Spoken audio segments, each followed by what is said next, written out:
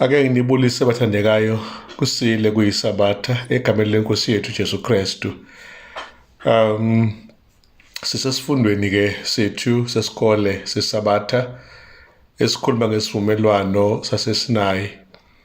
Siyazi ukuthi kule kota kukhulunywa ngevumelwano nje ikakhulu kusukela kwesika Noah, Abraham, Israel siyaqhubeka nazo. Lapha ke sibona uNkulunkulu eSinayi entabeni edonsele khona ama-Israel kuba wapha isivumelwano ayophila ngaso, alandele sona ukuze kube nobuhlobo obuqinile phakathi kwakhe uNkulunkulu nabo abakhethwe bakhe bakwaJuda ngaleso sikhathi. Namhlanje uNkulunkulu usebuyisa kuthina ke njengo-Israel kamoya i-covenant ayibekile khona eSinayi imele ukuhlonishwa nokulalelwa yithina kulesi sikhathi. Indimana yethu yekhanda iyatholakala ngokuloba kaMoses ku-Exodus 19 uverse 4 la ethi khona uJehova nibonile ukuthi ngenzeni kwabaseGibhithe nokuthi nganithwala ngamaphiko okhozi kanisondeza kimi. Indimana ke enhle kakhulu leyo esode sibuka umqondo wayo nakwamanye amavesi uma siqhubeka nesifundo sethu. Kodwa nje umqondo ocashile ayinawo, umqondo wayo usobala nakuba phela kuyisingathekiso ke leso uNkulunkulu asisebenzisayo. So sibheka masiqhubeka lesingathekiso uverse 5 no6 simo ukuthi uNkulunkulu ukhuluma uthini namanye amavesi uma kuqhubeka isifundo. Esingacela nje ukugobisa ikhanda lakho sihlobo uma ukwazi ukukhona bese siyakhuleka. Baba osezulwini nasendaweni zonke siyakhothama kuwe Jesu Nkosi yamakhosi, umbuso wababusi. Sicela isifundo sethu esikhuluma ngokuba kwaba khona i-covenant yaseSinayi ake sibambele ngqikithi yendaba nabo bonke abantwana bakho kuyindawo zonke. Kungadluli nje iviki isifundo singazange sisithole kahle ukuthi besithini, futhi kungabi ukufunda for this week only, kodwa kuhlale nje yonke impilo sikhumbula sibona abagcine lamaqiniso ephila evutha njengomlilo emathanjeni nasemicabangweni yethu. NgoJesu sibusele isifundo sethu nabo bonke sifinyelela kubona, nami ngisasethula ngicela kubusisa ngoJesu Nkosi ubonga manje naphakade, amen. Uma singenisa isifundo sethu singenisa ngendaba yomfana ozalwa emndenini ophuya noma umpofu. Umfana akukho konele kuleli khaya noma yini nje bachakile, kodwa okutholakala kwenzeka kuleli khaya ukuthi uma kukhona into ephuzwayo eglasini, ngaba ubisi, kufanele aphuze angaqedi noma angajuli kakhulu ngoba ekhona omunye umntwana wakwabo okufuneka ashare naye le glass yobisi. Uma umfana ngenengozini yemoto eyobekwa isibhedlela esehleli khona, unikezwa inglass egcwele yobisi unesi, umfana ekhumbula isimo sasekhaya la engaqedi khona ngenxa yesimo sokuswela. Uyabuza ukuthi how deep should I drink? And unesi uthi drink it all boy, drink it all. And umbhalo wesifundo ke uthi amaJuda ama-Israel ayinethuba njengalelo ke nalo kuNkulunkulu ukuba abe njengengane engaswele kodwa enakho ukuqeda iglasi iphuze konke, hayi umuntu ophuya noma oswele okufuneka amephuza acabangele omunye azoshela naye iglasi eyodwa. Le blessing yakwa-Israel ayiphelanga lapho, ibuyile namhlanje iseyi-blessing esingayibamba nathi njengabantwana bakaNkulunkulu. Kuye kube khona-ke indawana nje engiye ngiyithande lapha kusabatha kusihlwa uma sekuthiwa iviki libukwa nje kukhiwa phezulu ukuthi kuzobe kukhulunywa ngani evikini. Ikhona-ke leya mbuzo ekhona lapha engiyithandile.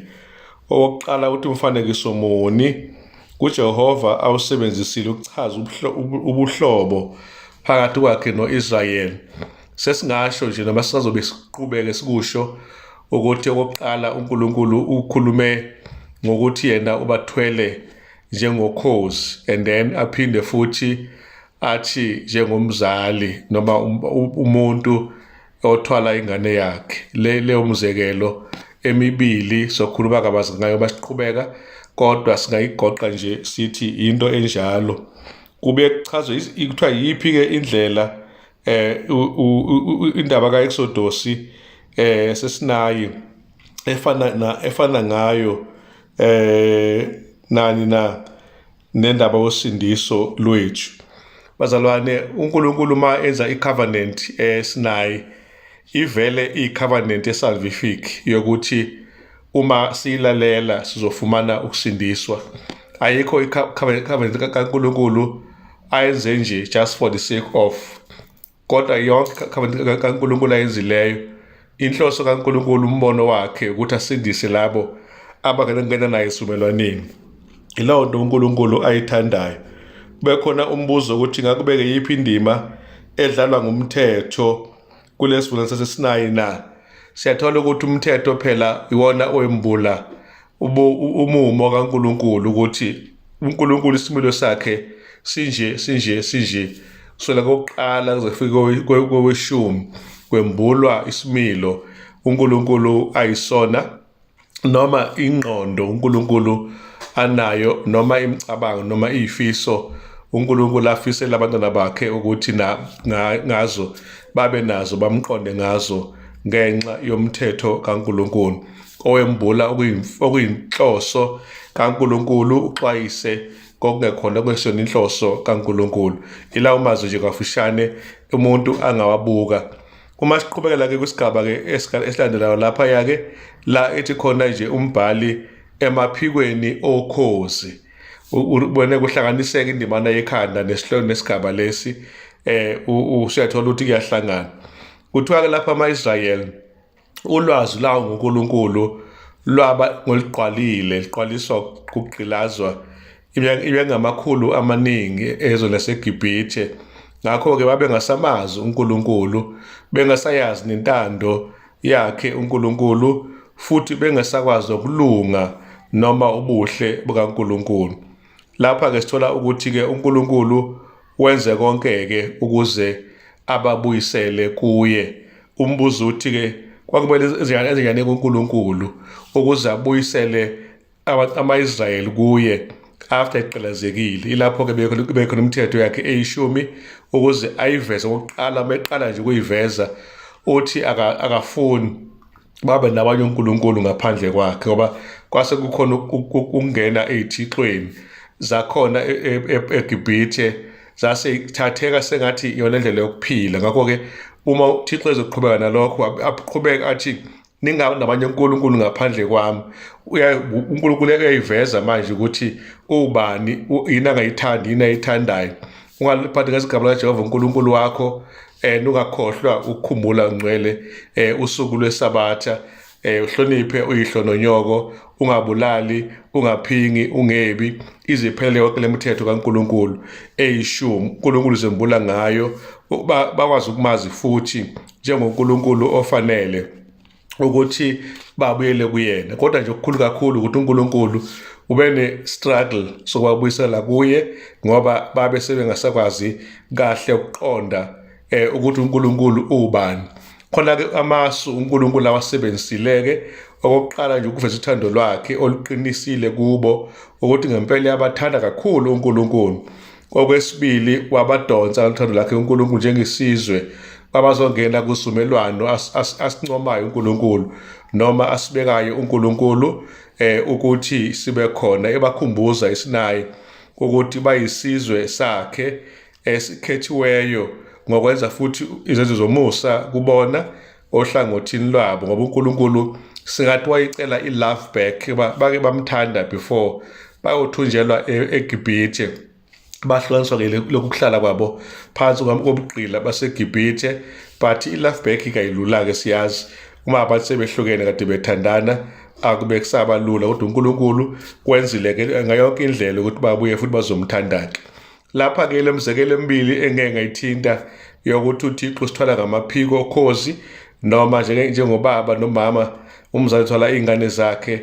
Lesigaba ke lesi siyangena kuNkulunkulu kuyaqonda ke kakhulu ubuthakathaka bethu nongakwazi ukuyisiza kwethu Mahubo 1:3-13 ku-14.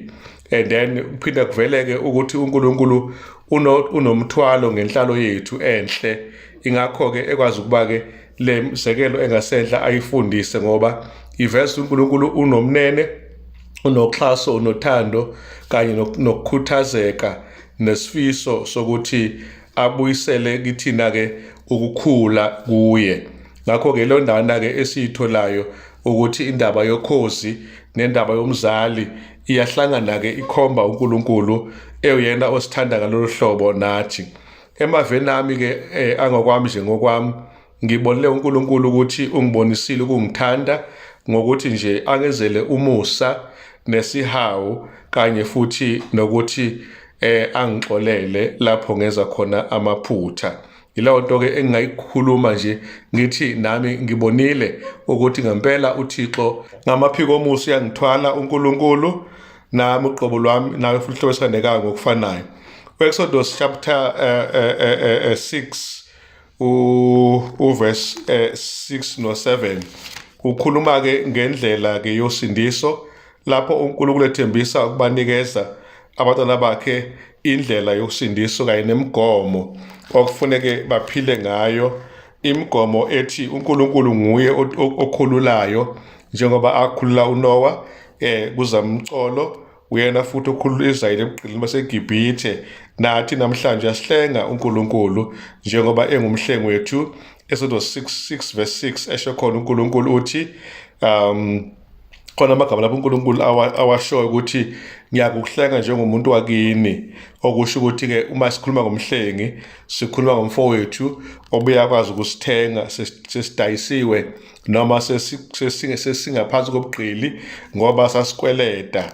Wayeselo lo muntu singakwazi ukumkhokhela sithi thatha wena iqobo lwakho-ke yokwenza isigqila uze ungikhokhelele imali okwazi ukuyikhokha. Kodwa uNkulunkulu ubonakalisa isenzo Israyeli njengoba wengenawo Israyeli umuntu ongumhlobo wakhe emhlabeni kuphela. Ihlobo sika-Israyeli kwabe kuwuNkulunkulu uqobo lwakhe owehla ezulwini ukuzazomntakula esimeni sokucwila ebubini lobu umuntu namhlanje acwile kubona. Asiwabheke lamavesi masishane nje Exodus sahluko 6 ivesi ngelika 6 futhi nelika 7. Kukhona lapho engicabanga ukuthi ngeke ngikwazi ukuyeka ngenxa yobumqoka bakho. Hamba nami nje masishane ihlobo sami sifunde Exodus 6 verse 6 no-7 amazwi alotshwe ngalolu hlobo uma ngiwafunda kuleli Bhayibheli lami. Ithi-ke ngalokho yisho abantwana bakwa-Israyeli ukuthi nginguJehova ngiza kukhipha ngiza kunikhipha emithethweni yabaseGibhithe nginikhulule ebugqileni benu, nginihlenge ngengalo eyaluliweyo nangezahlulelo ezinkulu. Verse 7 uthi lapha-ke ngiyakunithatha nibe yisizwe sami, mina ngibe uNkulunkulu wenu. Athi lapha-ke niyokwazi ukuthi nginguJehova uNkulunkulu wenu onikhipha emithethweni yabaseGibhithe.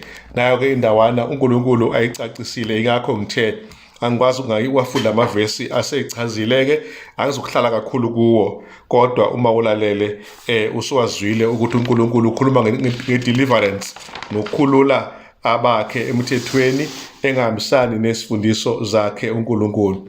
And then kukhona-ke iprize enkulu ekhishwe ukuze kusindiswe umuntu.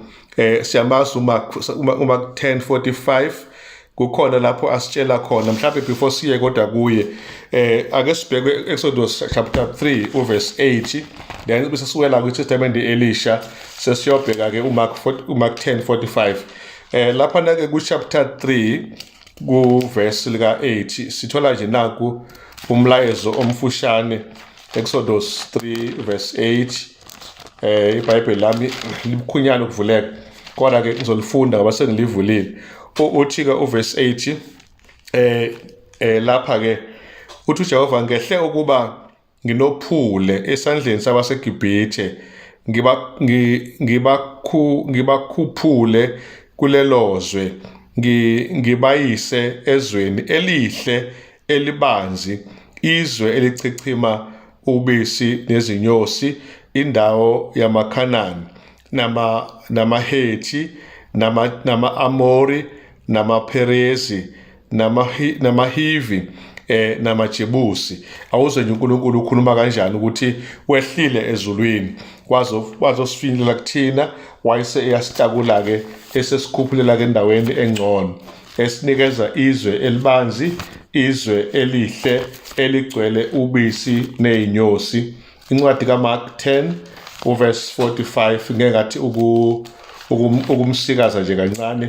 Ake ngimbuke ukuthi ngakube inkosi yethu ithini. Ngibe ngitshilo ukuthi uMark 10 uverse 45 iyafundeka nayo le verse, njengoba umbhali uMarki esilobela yona. Ngisheshiseke isihlobo sami, uverse 45 wakhona ufundeka nje ngalolu hlobo. Uthi-ke la sikhuluma ngentengo ekhishiwe ukuze kusindiswe umuntu, ngokuba nayo indodana yomuntu ayizelanga ukukhonzwa, kepha ukukhonza nokunikela ukuphila kwayo kube isihlengo sabaningi.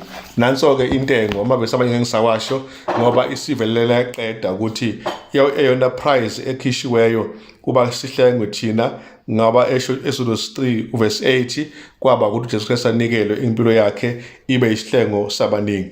Uma siqhubekela phambili kukhulunywa ngesivumelwano saseSinayi, la babala khona izinto eziwu-3 ezinkulu ezenzekayo laphayana eSinayi.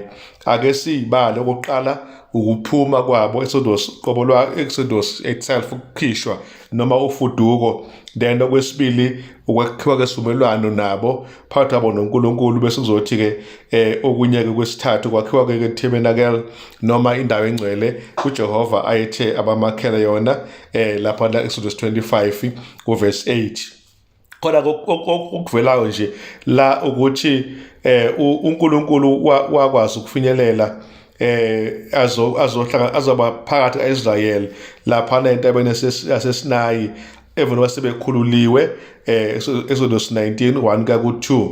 uNkulunkulu wahlongoza isivumelwano phakathi kwakhe noIsrayeli. 19 Exodus verse 3 verse 3-6. Okwesithathu uNkulunkulu ufune ukuba uIsrayeli asabele naye, ngamanye amagama abe ngoba sana noNkulunkulu kule ndaba yesivumelwano. Sahluko 19 verse 7 and 8. Okwesine ukulungiselela-ke ini na ukuba bamukele lesivumelwano lesiNkulunkulu abanikeza sona. 19 verse 9-25. And then bese kwakumemezela-ke imithetho kaNkulunkulu eyishumi, Exodus 21-17, kanye futhi nokuthi uMoses-ke abe uyena esingathi ungumnxuseli walesivumelwano lesi, Exodus 20:18-27. Nokuthi-ke okunye-ke la isivumelwano lesi-ke imigomo yaso yayithe yabekwa kahle ngokucacile, Exodus 20:22 kuya ku-23 verse 22. Okugcina-ke ukumiswa ngendlela efanele kwesivumelwano laphana Exodus 24 verse 1 kuya ku-18. So kafuphi nje sithola lapho ukuthi uNkulunkulu eSinayi wenze konke lokhu ukuze abonise uhlu lwezigameko ngokulandelana kwazo uma enza ivumana nabantwana bakhe entabeni yaseSinayi. Lokho-ke sengithe ngakuchaza-ke ngaphambilini. Uma sihlabela phambili sithola ukuthi uNkulunkulu kanye no-Israyeli, Exodus 19 verse 5 no-6, lapho uNkulunkulu enze khona isincomo sokuthi Israyeli nami ake senze phela isivumelwano ukuze-ke nikwazi ukuba nakheke nibe lento mina uNkulunkulu engiyifunayo. Israyeli kwafuneka babambisane noNkulunkulu-ke kukho konke lokhu njengoba imkhululile-ke ezweni laseGibhithe nakhona afuneke babambisane naye uNkulunkulu. Okuvelayo nje la ukuthi sivumelane sisodwa asisho lutho uma umuntu ongene kuso engabambisani noNkulunkulu okungiyena okhulumile nobeke isivumelwano leso esikhona phakathi kwakhe nomuntu. Ilo nto-ke esemqoka kafushane masi-cooperate noNkulunkulu ongumnikazi wani we-covenant ayenzile nangene nathi kuyona. And then-ke kube kuqhamuke-ke la into ecacile ukuthi-ke ukuqonda kwethu-ke kusho ukuthini-ke ngempela-ke kwingqikithi yosindiso na ngokukholwa. Kuyabonakala-ke bakithi ukuthi uma kuthiwa singene noNkulunkulu kwi-covenant la thina siza ngokukholwa, uNkulunkulu uza ngokukholeka. uNkulunkulu ukholekile, thina siyakholwa. Kuphuma-ke lapho into enhle kakhulu yokubambisana phakathi kwethu kanye naye uNkulunkulu. Lawo magama-ke esiwatholayo nanokuthi-ke umthetho kaNkulunkulu bakithi awusilona ize kodwa muhle ulungile umthetho kaNkulunkulu. Ngakho-ke uma ubekwa awubekele ukusigxoba nokusicindezela kodwa ukuba uveza ubuhle bukaNkulunkulu. Lapha sithola ukuthi siyasekugcineni nje ukuthi uNkulunkulu uthembisa-ke iy'thembiso isigaba nesigaba. Okokuqala, uNkulunkulu uyabakhulula abantwana bakhe. Okwesibili, ubanika isivumelwano. Okwesithathu, nabo bayavuma ukuthi uNkulunkulu lokho osinikeza khona siyakuvuma nathi sizokwenza. Bayavuma-ke nabo lokho okusho uNkulunkulu sizokwenza. And then-ke uma ubheka kwincwadi yabaseRoma 9 ku-31-32 kafushane nje uNkulunkulu uthi akufuneki sifune ukulunga ongokomthetho kodwa kulunga ngokukholwa. Yileyo nto uNkulunkulu ayishoyo kungesoqhuzuka itsheni lokuqhuzuka. Kanti kuzenzo waseRoma 10 uverse 3 uNkulunkulu ukhuluma ukuthi into ofuneka siyiqaphele thina la ukuthi ukulunga kaNkulunkulu nokulunga komuntu kuyizinto ezimbili ezehlukene. Asifuna kaThixo ukulunga, hayi okwethu ukulunga. uHebrew 4:1-2 uthi masizwa izwi kaNkulunkulu asikalizwa ngokungakholwa kodwa ngokukholwa khona sizokusalela ngaphandle singangeni ekuphumuleni kwakhe uJehova. Lapha-ke umhlobo bethu noNkulunkulu mabube ngobusekelwe okholweni, kungabi ngemisebenzi esiyenzayo. Ukholo kuqala bese kuzoba-ke imisebenzi elandelayo njengomphumela wokukholwa. Lapha kutholakala ukuthi-ke uma sesalokotha sasebenza kuba sisindiswe siyayilahla, kodwa uma sizosindiswa ngokukholwa bese sithela iy'thelo okuyimisebenzi leyo-ke iqondile. uNkulunkulu uthi impela-ke ihamba ngendlela-ke leyo sokwamukela-ke kuyena uNkulunkulu njengoba esamukela phambi kobuso bakhe. Ngeke uNkulunkulu amukele umuntu oyizela yena nje kodwa umuntu oza ngokufelwa inkosi uJesu Kristu njengoba enza laphana ku-Isaiah 53 uverse 6 no-64 uverse 6 nokuthi-ke uRoma 3:23 uyakwazi ukusivezela-ke ukuthi thina njengabantu mhlawumbe-ke siyifunde masishane le ngiyazi siyayazi kodwa angicabangi ukuthi uma singayifunda ngabe senza kabi. Incwadi yabaseRoma 3:23 imnandi, khona nje into eyiphetheyo engicabanga ukuthi siyibuke masishane.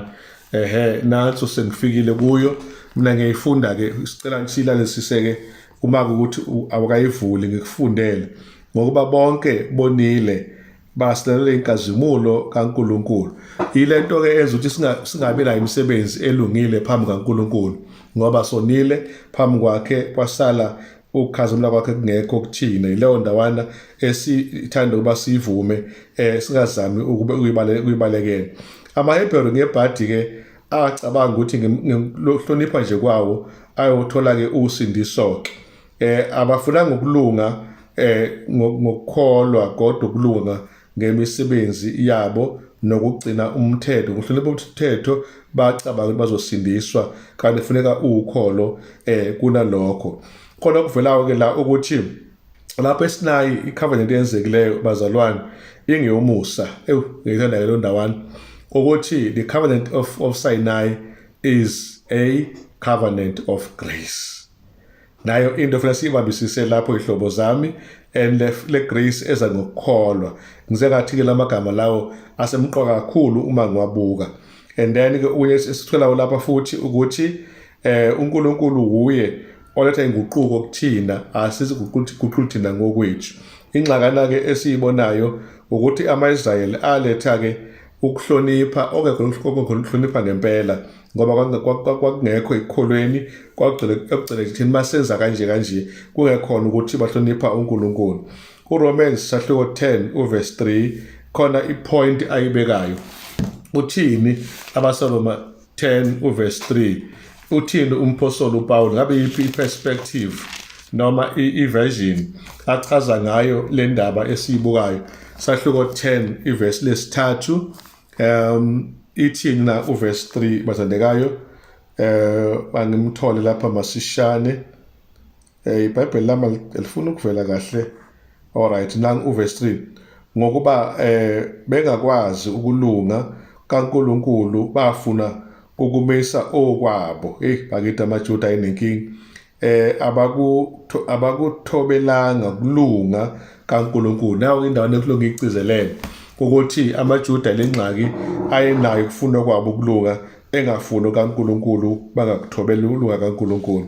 Sesiphetha ke indaba ithi ke umoya wokugqilazwa wenza ukuthi bafune izinto, bafune usizo ngokomthetho okuthiwa illegal religion, kodwa bangakwazi ukuthi bagcwalise uNkulunkulu umthetho nokuthi bathola amandla kuyena uNkulunkulu ukuze bathembe kuye yena yedwa phansi kwesivumelwano sika-Abrahama asenzayo isivumelwano esomusa ngokukholwa kuKristu Jesu. And ivangeli lashunyayelwayo kwa-Abraham namanje ashunyayelwa futhi lelo athemba kulo Abraham, nathi sibithi ivangeli elifana namhlanje esethemba kulo ivangeli likaJesu Kristu ongumqalisi nomphelelisi wokukholwa kwethu. Yilawo mazwi nje engiwatholileyo lapha abalulekile. Mhlawumbe sesiyiqoqa ke buvela ukuthi ke ngesikhathi sokugqilazwa eGibhithe uIsrayeli wabe seba ngezindlela ebanzi enganalwazi ngoNkulunkulu, ngemithetho yakhe kanye nangani nokuthi ayidibaniseke nezifundiso zabahedeni namasiko abahedeni lawo ayenziwa ke laphayana phela ke endaweni yaseGibhithe. Kodwa eSinayi uNkulunkulu kubabonisile ukuthi okwaseGibhithe emva okwakhe uNkulunkulu phambili. Leyo ndawana ke siyithola ku-Patriarchs and Prophets, ikhasi ke ngupage 334. uIsrael base siyigoqa ke yonke indaba isibonakalo sakheke noNkulunkulu sasigcizelela ke eSinayi ukuthi singesomusa. Umusa ke obonakala ufana kwiTestamente entsha na kwiTestamente endala, ngoba uNkulunkulu uyefana nomusa wakhe uyinto ke efanayo, eluliwe uma-Israyeli asendulo, eluliwe nakithi njengo-Israyeli kamoya namhlanje emhlabeni esiphila kuwo. uNkulunkulu uyasigqugqumezela ukuthi asimukele inkululeko leyo asilethela yona. Sisigoqa ke isifundo sonke bazalwane, sisifaka ukuthi nje eSinayi entabeni uNkulunkulu wakhuluma imithetho yakhe eyishumi okwakuyiyona abheyisa kuyona le covenant yokuthi yena nabantwana bakhe bazongena kuthenini uNkulunkulu amise imithetho, bona bahloniphe imithetho uJehova ayimisile. Yileyo ndawana ke esiyithola ingumusa. So ngamanye amagama sibona kuhambisana umthetho nomusa. Siyazi khona abanye abadideka kakhulu lo ndawana mabeke bahamba nje umusa basawufunda kubona umthetho, kanti umthetho nomusa kushadene, kuyezwana, kuyinto ehlobene. Ungakulokuthi ukwehlukanise, wakuhlukanisa uzobe usawudala inkinga. Awubheke nje incwadi yaseRoma 7 verse 7, ngeke ngayithinta kodwa ke ukuyifunda ngibona sengathi kungasisiza. Ithi ke lapho ke ngakho ke sisakuthini na? Umthetho uyisono na? Nakanye, kepha besingazanga isono uma bengekomthetho, ngokuba ukufisa besingakwazanga uma umthetho ubungashongo ukuthi ungafisi. Ngakho-ke njengoba imithetho kaNkulunkulu ikhona, ayisona isono, kodwa yembula isono. Bese siyabona ukuthi ukufisa ngokaNkulunkulu, ufisa into zabanye kubi, kanye futhi nokuqamba amanga ngabanye abantu kubi. Nakho konke okubalwa umthetho kaNkulunkulu, ngisho nokukhumbula into zethu, sikhohlwe kaNkulunkulu, asibekele khona isabatha kubi, kanye nokungahloniphi abazali kubi, nokukhonza abanye onkulunkulu kubi, nokuba nabanye onkulunkulu ngaphandle kaNkulunkulu kubi. Yonke lento iyasinikeza isithombe sokuthi kaNkulunkulu umthetho ingumthetho womusa, hayi wolaka, hayi wencindezelo. Ngakho-ke kuyafuneka mase sikholwa nguJesu sihloniphe izwi lakhe, silamukele ngokukholwa, ngoba vele ithi iBhayibheli incwadi yaseRoma 1 verse 17 ithi ukukholwa kuzwa ngezwi. Mhlambe 1 verse 7 or 10 verse 17 fanele siyibhekisile ndana leyo, kodwa ukukholwa kuzwa ngezwi, izwi likaKristu lona esikwazi ngalo ukukholwa. Engathi inkosi ngasibusisa-ke ehlobo zami uma sisiphele sifunde besikhuluma nge-covenant of grace eyenzeke kuphi eSinayi, which involves i-10 commandments kaThixo. Inkosi ibuseke ukufundwa kwamazwi ayo namhlanje nxa sikhuleka sivala. Baba, siyabonga, sibusele isifundo sethu mase sifike kupheleni, bese kuthi konke ekade sikukhuluma sikufunda kuso kube nendawo phakathi kwethu kuphile, kube njengamanzi agobhoza ngaphakathi, singaphinde some ngoba wena uqobo umthombo wamanzi siphuze kuwe. Siholeke Jehova, buse bonke abantu bakho indawo ngendawo ngelizwi lakho ekuseni nje ngikhuleka manje kuze kube nginaphakade ngegama likaJesu, amen.